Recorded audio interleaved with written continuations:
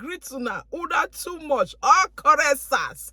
I hella una one love. I greet una finish fast. I prostrate. Wadomo. Wadomo ni wine. I greet una. Hey, if let's not where my cap, where my shirt. All right. If let's not only money they see what they go on. Me, and me, I don't understand. I go they watch news. I go they call the word that say. Now planet Earth now with this, so which planet today? Because me, I don't understand. I don't understand news again. This period, me don't understand. Lawyer they come out, they beg Tinubu, say it was part of democracy. Say I beg, made Tinubu do the right thing by talking to the DSS. Made they release Emefiele. Who arrested Emefiele? That's the question.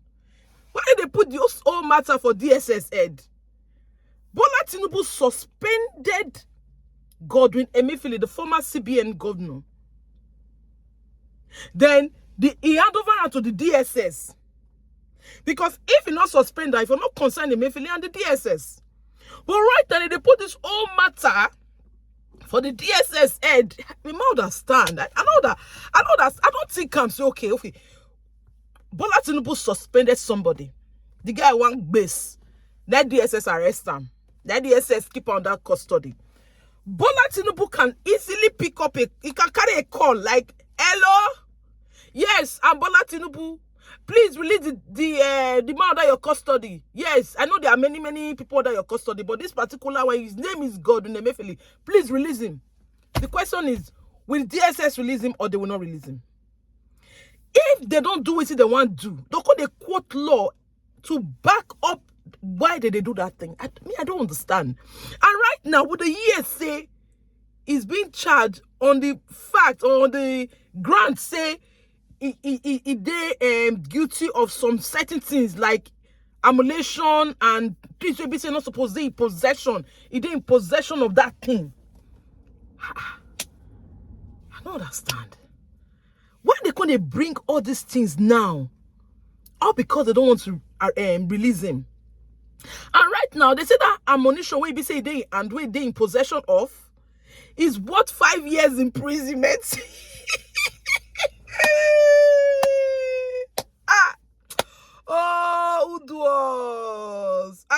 Uduos, please forgive us.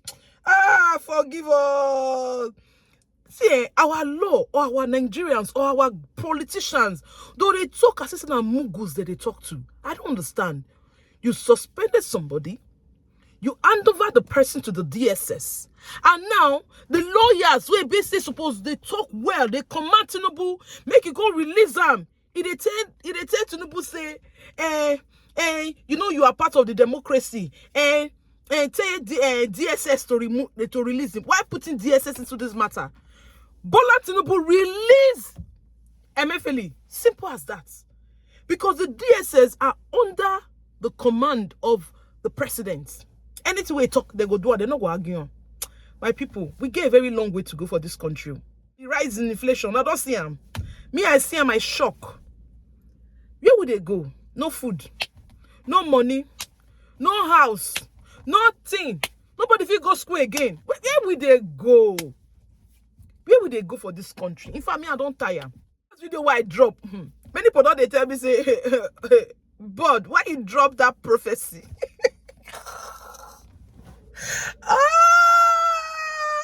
Then they ask me, say, why you drop this man, this prophecy, all the prophecy will be say, he give, no one come to pass. If I to pull up on this man, but yet, no one of this man prophecy come to pass.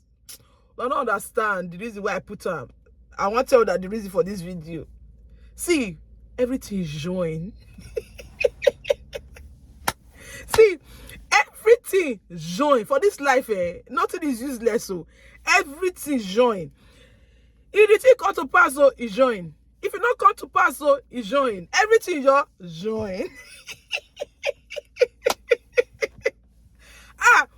The man don't talk now. He say Bola Tinubu will be disgraced. One. Two, he said there's a big pit where be say go swallow the judiciary. That's two. And those two now be say we don't put for record. See, whether prophecy cut to pass, not cut to pass, so we always refer back to it. That's what people don't know.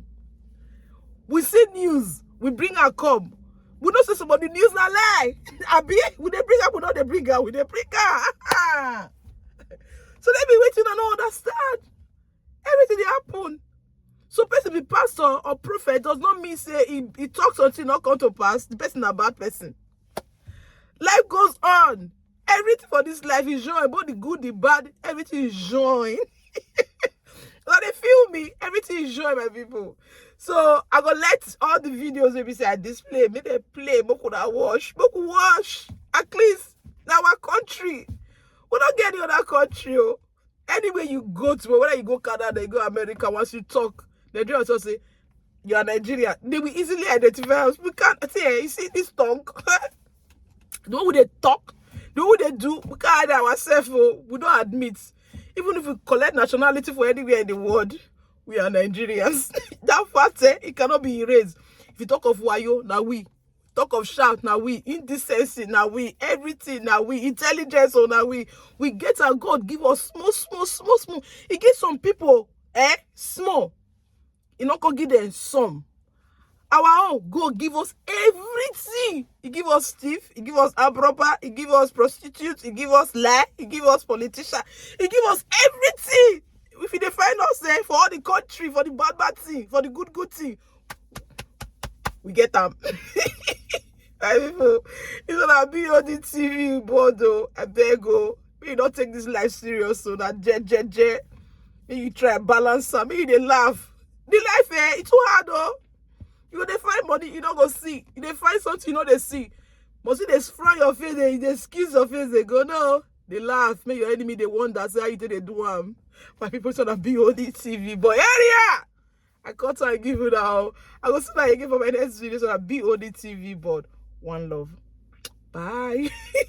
Nigeria's headline inflation rate has climbed marginally higher to 22.79% in the month of June, and that's the highest in 18 months. The official figure released today by the National Bureau of Statistics, which comes amid the removal of the fuel subsidy by government, represents a 0.38% point rise when you compare it to 22.41% rate recorded in the month of May. But the major contributor to the inflationary pressure was a higher food price, basic food, increase in the cost of transportation, especially in Lagos, which recorded 25.7% rise in its inflation rate, overtaking Ondo, Rivers, and Kogi states. All eyes are now set on the central bank's decision at the upcoming monetary policy meeting, which is set to hold on Monday and on Tuesday next week. Aggressive speed at which the government of President Tinubu has started off.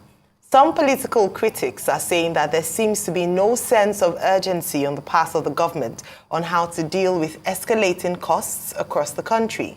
Some critics say that with unified exchange rates, all imports into the country are assessed using the new rates. And what it means is that government makes huge profits from these transactions while the consumers bear the cost. However, with the declaration of a state of emergency in food security, the actionable plans that addresses the current crisis is having a snail start.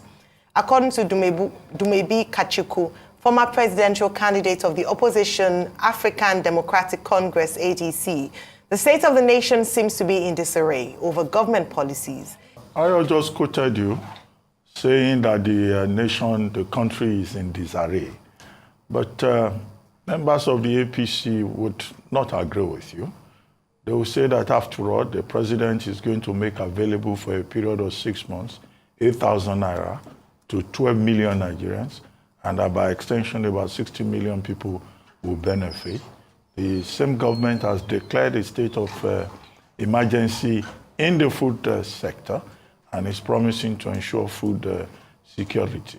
The lawmakers in the National Assembly, they have kept aside 70 billion for repairs of the environment and another 40 billion to buy themselves bulletproof vehicles. And you say the country is in disarray? And you say government is creating inflation and benefiting from inflation? Please, could you enlighten us further? Dr. Abati, first of all, I didn't say the nation is in disarray. I believe that our president is in the phase, is in that phase, Namibi this phase, you know. So when people typically enter office, they can't believe they've entered office, and they go through this phase where they deal with hangers-on, friends and family, people coming around them to congratulate them. And because of that, they take their eyes off the ball. And in the case of Nigeria, because we are hemorrhaging, we are bleeding, it becomes difficult to understand how a president who's wanted this all his life can afford to act in a manner that suggests that he doesn't have this sense of urgency towards solving our problems. I personally expected that this president, in the first 2 weeks, he will have put out his cabinet list out there for Nigerians to start vetting these people. I expected to hear and see a lot more policy statements in the different areas that are pressing. We saw the removal of subsidy in petroleum. Whilst a lot of people, he campaigned on that, I campaigned on that, but I believe that Nigerians should not suffer for the failures of a few people or for the failure of government not to be able to manage the process of subsidy. Now, what we should have done is remove or suspend subsidy temporarily whilst putting in place a stronger, a more refined process that ensures that people don't abuse subsidy. I also see, like you just mentioned, what's happening with the cash transfers they're about to do. We saw the last government do that. We saw how it failed. We saw how it was abused. And I expect that this government will have come up with a much better plan. There are two schools of thought. People look at trickle-down economics, and people believe that, okay, if you give money to the lower class of the economy, that the money activates the economy or has a better multiplier effect on the economy. But in the case of Nigeria, 8,000 naira to how many million people does absolutely nothing. Absolutely nothing. And I don't understand how the president could have bought into this. Again, our president or any president can only be as good as his advisors. I don't know the people who are advising him, but I believe they've gotten it wrong. He's made some good steps in what he's trying to do in terms of unifying the exchange rate. But again, you can't take a step and take 2 steps forward and take 10 steps backward, like what I said about the exchange rate. If we see what's happening at the ports now, the government is now using the new exchange rates to assess all imports into the country. What this means is that we have escalated costs for every good that's coming to Nigeria. That triggers inflation. The government benefits from inflation, but the same government says they are fighting inflation. I expect that the government should have looked at that critically and said, what do we do with this window? Because that is what impacts on the economy, the first step into the economy. Well, again, we see agriculture when they said they are declaring a state of emergency into food security. But the actionable plans towards food security did not so much as address food security in the short term. Okay, so a lot of these things look like good sound bites, but if you drill down, they really take us nowhere where we should be. I'm hoping that if he puts in place his cabinet, we can start seeing more coherent, more sustainable plans, better plans that deal with our current situation in Nigeria today. All right, Mr. Kachiku, from what I hear you, one of the biggest mistakes the president has done so far is in his lack of appointments, or he's not yet making any appointments, particularly with regards to his ministerial cabinet. Is that what you're saying? And then second of it, in your Democracy Day speech and response to the president's Democracy Day speech, you had said that one of the big mistakes he made was that he didn't announce any palliative to cushion the effect of the fuel subsidy removal. You're not satisfied with the 8,000 naira given to 12 million households and hopefully reaching about 60 million Nigerians. If you were in his shoes, or perhaps you wanted to make recommendations or advise the president, what would have been a better palliative package for Nigerians who are, worst hit by food inflation, fuel subsidy removal, the shock of that? What would be your suggestion? So first of all is that one of the big things you're saying about the president is that he hasn't made appointments to ministerial cabinet. And then second part of that would be, what would be a better way to have addressed the palliative needs of Nigerians?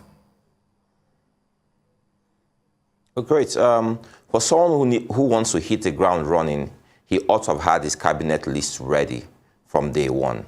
He's not done this, and a lot of people are disappointed. I am also disappointed that he's not done this. Granted that the Constitution gives him a latitude of, I think, about 60 days or so, so we're waiting. But for someone who understands that this country is bleeding, he ought to have done this from day one.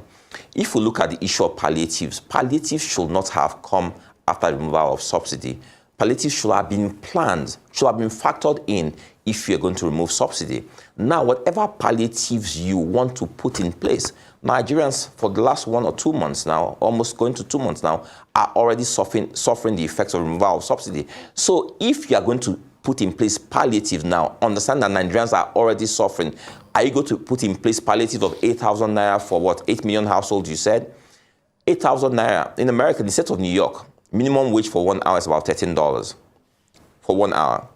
In Nigeria, we are saying to ourselves that the poor are poor and their status quo is poor. 8,000 naira is what they are worth. No, I believe that that money should be put into infrastructure that affects everyone. I believe that what this government ought to do is start bringing in mass transit systems. I believe that this government ought to say our structured or our formal transporters should use NMPC stations and buy fuel at a subsidized price. But again, they have to put in place a very strong, stringent process to ensure that nobody abuses that system. I believe that if we were to take this money that they are about to abuse now into level 1 hospitals in each geopolitical zone, it will benefit the masses more. I don't see how 8,000 naira a month, 8,000 naira a month will benefit anyone. That money should go into something that all Nigerians can benefit from. If it's taking broadband to the rural areas or to nooks and crannies of Nigeria, if it's ensuring that our transmission system gets everywhere, if it's ensuring that we have more, we generate more power, if it's ensuring that we have better roads, we put that money into something that works. And like Dr. Abati mentioned earlier, think again. This government in less than 2 months is allowing a situation where our senators, our parliament, 70 billion naira. And I just read this morning how the spokesperson of the Senate was trying to justify that this money is going to be used to repair the building and give them better chairs and what have you.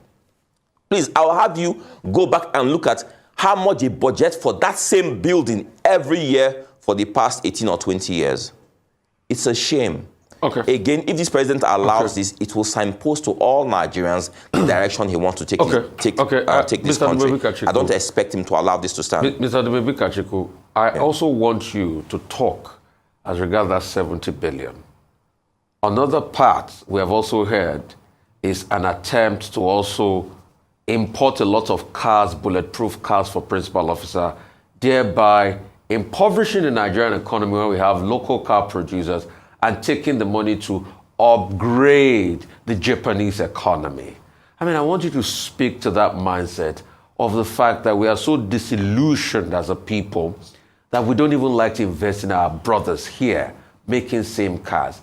And what stops our government from saying all government used cars must be cars made in Nigeria? We did it before in this country, maybe. We did it when federal government had partnership with Peugeot Automobile of Nigeria.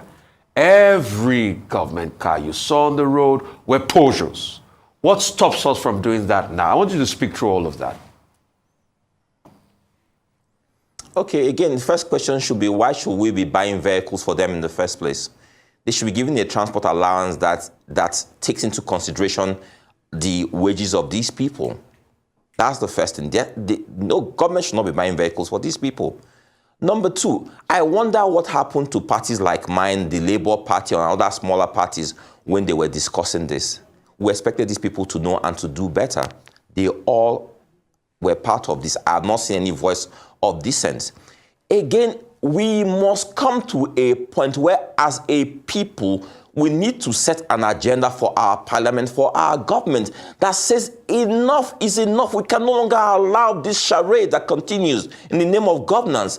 How do you justify that kind of expense for cars in an overburdened economy in a country that we are borrowing from people. The people who we are borrowing from are watching you spend humongous amounts to import vehicles. And they're saying, are these guys serious? They're looking at us and wondering, what kind of clowns are these? And these guys are acting like clowns. How do you borrow money from people to buy vehicles, bulletproof vehicles, and all manners of SUVs for yourself? You are borrowing money. Your economy is suffering. Your economy is suffering, and you are spending that kind of money to buy vehicles. What's the budget for the education sector this year? What's the budget for the health sector? Look at how much a few people are spending on themselves, and they make all manner of excuses to justify this. But the Nigerian people, the onus is on the Nigerian people, the media to rise up as a whole and put a stop to this. We must not just end up discussing this in our morning shows or in different shows. No. We must come out as a people and say, this will not happen. This will not happen. We must lead a charge to National Assembly and say, this will not happen. Never again. This will never happen anymore. It's ridiculous. They went to court for what they described as a violation of multiple judgments and orders of court, directing the release of the suspended central bank governor, Mr. Godwin Emefiele, from the custody of the agency. Led by Mr. Maxwell Okpara, the lawyers are praying the court to commit the Director General of the DSS to prison for the action. Is this charge we are seeing, is that the terrorism offense they said Emefiele committed? So we have resolved, we are not against whatever thing that they are filing. So, but we felt that Mr. Yusuf Magaji Bichi, the director of the DSS, we want to say enough is enough. We have come to file from 48 against him. We have commenced contempt proceedings against him for deceiving, disobeying court orders.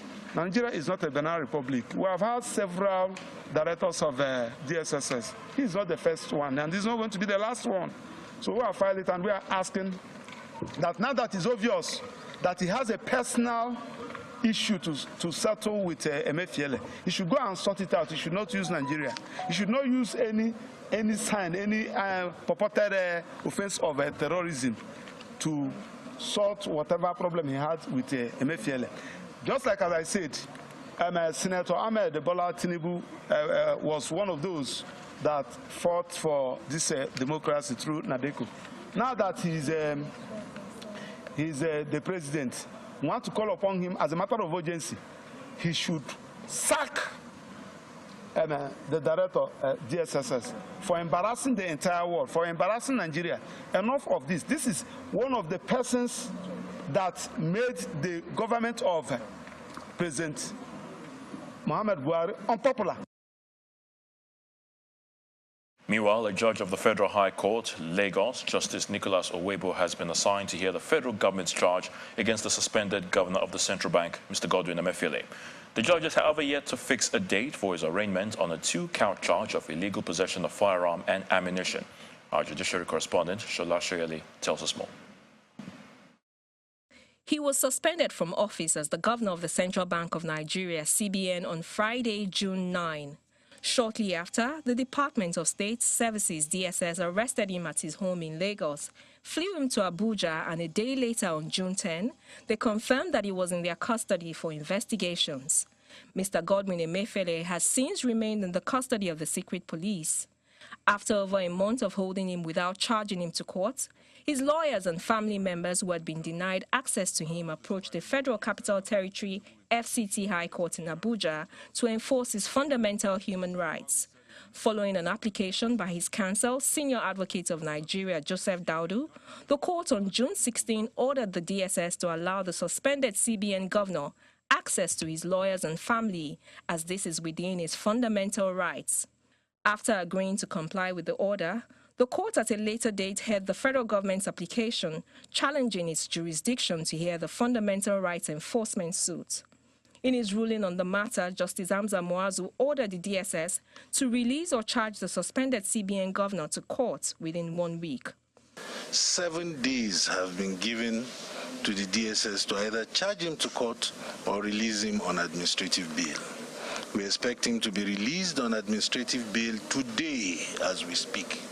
Hours after the court order, the The DSS spokesman, Mr. Peter Afunaya, said Emefiele had been charged to court in compliance with the order.